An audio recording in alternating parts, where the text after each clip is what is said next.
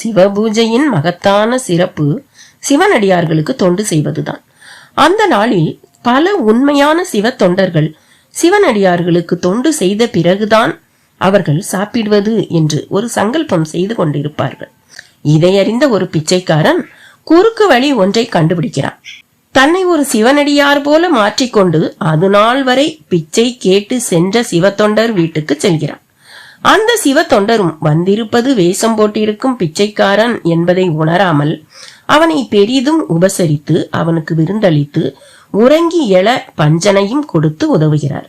அப்படியே காலையும் அமுக்கி விடுகிறார். அந்த பிச்சைக்காரனுக்கோ, அடடா, இப்படி ஒரு வாழ்க்கை இருப்பது தெரியாமல் இவ்வளவு நாளாக பிச்சை எடுத்து வாழ்ந்தோமே என்று நினைக்கிறான்.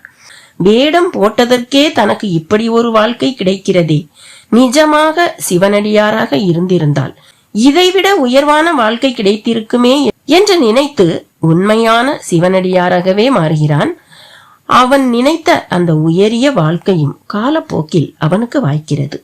பின்னாளில் பிச்சைக்கார சிவனடியார் என்றுதான் அவரை பலரும் அழைத்தார்கள்.